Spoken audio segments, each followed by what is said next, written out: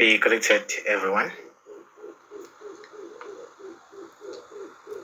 My research topic is: to what extent do representative council of learners role impact on the academic success of its members in a local high school in Pinetown?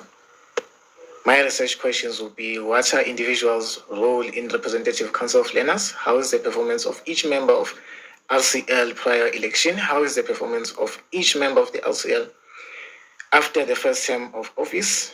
What is the extent of the impact of these roles on RCL members' academic performance? The reasons for my research is drawn from what I have observed with student leaders, where there is a struggle between balancing their roles with academic duties. The academic duties seem to suffer the most. So the research will seek to close that gap and to find out if that is the case with student leaders in high school.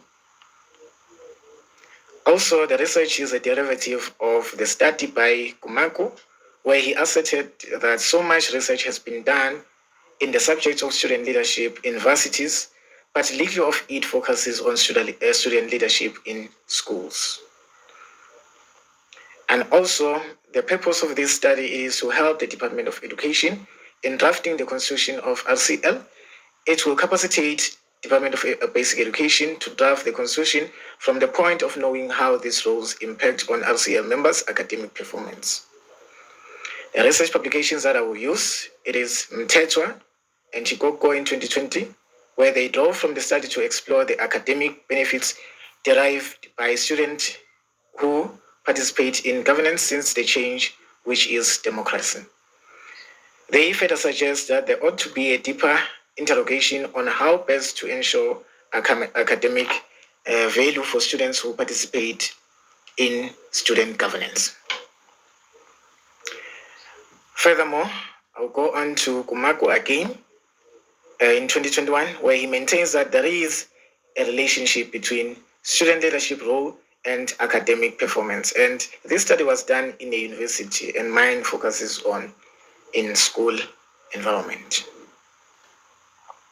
And then we'll proceed to Deng, a study done in China by Deng, Li, Wu, and Shu in 2020, where they assert that there has been a limited studies on student leadership experiences and its influence on academics. So you understand, this is a global issue if it is also happening in other countries.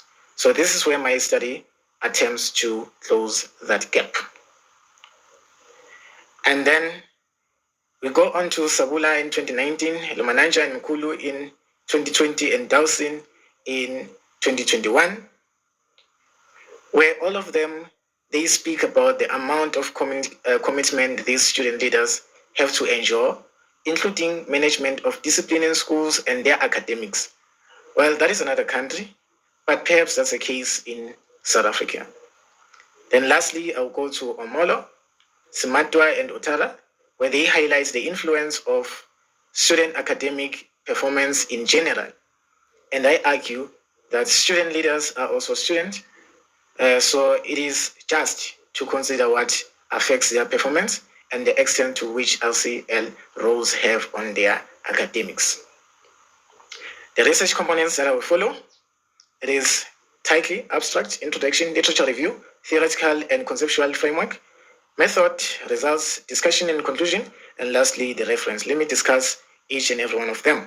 The title here, I'll focus on giving the clue as to what my research is all about. The abstract, this is where I'll be giving a brief summary on the purpose of the study, the method used, findings and conclusions reached, and the relevance of those new conclusions or validations thereof. On the introduction, it is where the background information of the study, from the location of the study, the statement of the problem, purpose of the study, research questions, and the significance of the study are mentioned. Even in this study, I will follow that route. Literature review. Here, I will consider what others have done in the past, the results of their studies related to my topic, obviously. And then I will seek on to find what is the gap that is not closed. So I will seek on to close that gap. Theoretical and conceptual framework. Theoretical framework, it is based on existing theories that assist the researcher to better understand the fields that they are looking at. Whereas conceptual framework, it is a theory that the researchers can develop based on theories they read. So in simple terms, it is the framing of concepts relevant to the study a researcher is studying. It also explains the path of the research and gives a sense of what are the theoretical limits of the research topic. On the method, here I will give a guide as to what was my guide throughout my research, outlining all the techniques and the methods used in the study to find solution for the research problem. For example, how data will be collected and how data will be analyzed, how conclusions were reached at the end. So my study will follow what is called the qualitative method and quantitative method. So it's a mixture of both of them. Then on the results, here I will have to present the findings, what I found based on the data. And this is where the researcher will present the findings as well as explaining them. Discussion and conclusion. After gathering the data, it is important to interpret and analyze the results to reach new conclusions or information. Here I will provide a briefing of the findings and restate the research problem.